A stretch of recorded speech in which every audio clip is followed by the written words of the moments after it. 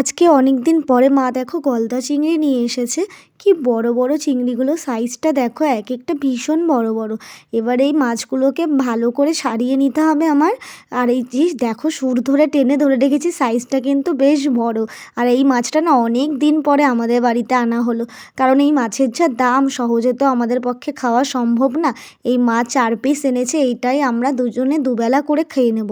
তারপরে এই যে সকালবেলা তো পড়াতে গিয়েছিলাম, সেরমভাবে কিছু খাওয়া হয়নি, তাই মা একটু চাল ভেজে রেখেছিল, সেটাই একটু সর্ষের তেল আর পেঁয়াজ দিয়ে মাখিয়ে নিলাম। এবার এটা খেয়ে নেব, খেয়ে তারপরে কাজে লেগে পড়বো। এই যে দেখো, মাছগুলোর আমার ভালো করে ছাড়ানো হয়ে গিয়েছে। এবার এই মাছগুলো ধুয়ে তারপরে রেডি করব রান্নার জন্য। দেখো কত বড় বড় দেখতে লাগছিল, কিন্তু ছাড়ানোর পরে কোনটুকুনি হয়ে গিয়েছে। আর এই দিকে দেখো, বেগুন আর তার সাথে আলু কুচিয়ে রেখেছি, আর ওই উচ্ছেগুলো কেটে রেখেছি, ওগুলো ভাজা করবো বলে। আর বেগুনগুলো দেখো টুকরো টুকরো করে নিয়েছি। এই বেগুন দিয়ে, আলু দিয়ে, চিংড়ি মাছ দিয়ে রান্না হবে আজকে, তার জন্য। এর আগে অনেকবারই খেয়েছি সর্ষে দিয়ে, চিংড়ি মাছ পোস্ত দিয়ে, কিন্তু এবার একটু অন্যরকমভাবে খাবো ভাবছি, তাই একটু বেগুন দিয়ে মা আলু দিয়ে করবে। প্রথমে কড়াইতে তেলটা দিয়ে নিলাম। তেলটা গরম হয়ে গেলে তারপরে এর মধ্যে উচ্ছেটা ভাজা বসিয়ে দেবো। কিন্তু সত্যি বলতে কি, এইগুলো আমাদের খাওয়া তো সেরকম একটা হয় না, তবে পেলে বেশ ভালোই লাগে।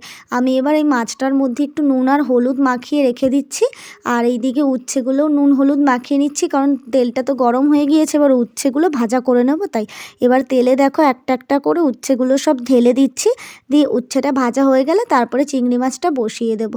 আজকে মা একটু কাজে ব্যস্ত আছে, তাই আজকে রান্নাটা পুরো আমি নিজেই করছি। এই যে দেখো, উচ্ছেটা আমার প্রায় ভাজা হয়ে গিয়েছে, লাল লালও হয়ে গিয়েছে। এবার উচ্ছেটা তুলে নিয়ে তারপরে চিংড়ি মাছগুলো ভাজতে দেবো। এই যে উচ্ছেগুলো তোলা হয়ে গিয়েছে, এবার একটা একটা করে চিংড়ি মাছ দিয়ে দিচ্ছি, চিংড়ি মাছগুলো ভেজে নেবো। তবে খুব একটা বেশি ভাজবো না, হালকা ভেজে তারপরে তুলে নেবো। বেশি ভাজলে না কেমন একটা শক্ত শক্ত হয়ে যায়, খেতে খুব একটা ভালো লাগে না। এই যে দেখো, আমি হালকা হালকা করে ভেজে নিয়েছি। এবার এইগুলো এক পিঠ উল্টে দিয়েছি, এবার আস্তে আস্তে তুলে নেবো। আরেক পিঠটা লাল হয়ে গেলে তারপরে তুলে নেবো। এদিকে আমার হয়েও গিয়েছে ভাজা। এবার দেখো, এই সাইডে মশলা করে নিয়েছি।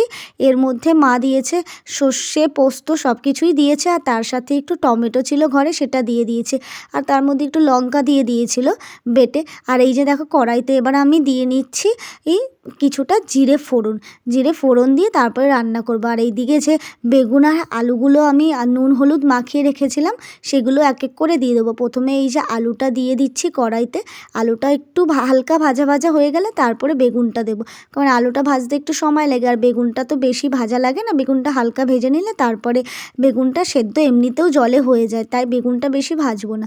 তা এই দেখো, আলুটা যে একটু ভাজা ভাজা হয়ে গেল, এবার আমি বেগুনটা দিয়ে দিয়েছি। এবার বেগুনটা নাড়িয়ে নিচ্ছি, তারপরে কিছুক্ষণ পরেই মশলা দিয়ে দেবো। ওই যে বললাম বেশিক্ষণ ভাজবো না, তাই এই যে দেখো, এবার আমি মশলাটা পুরো ঢেলে দিলাম।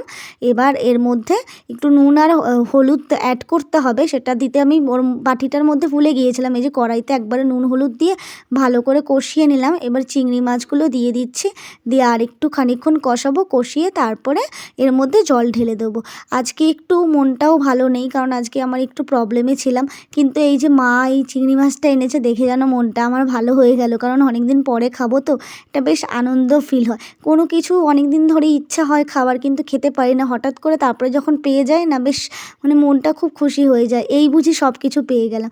তারপরে এই যে মা দেখো, ভাত করেছিল এই উনানে, তো একটু খানিকটা আঁচ ছিল, সেই গরম আঁচের মধ্যে দিয়ে দিল একটু জল, গরম বসালো, এই আঁচেই হয়ে যাবে জলটা গরম। জলটা গরম হয়ে গেলে স্নান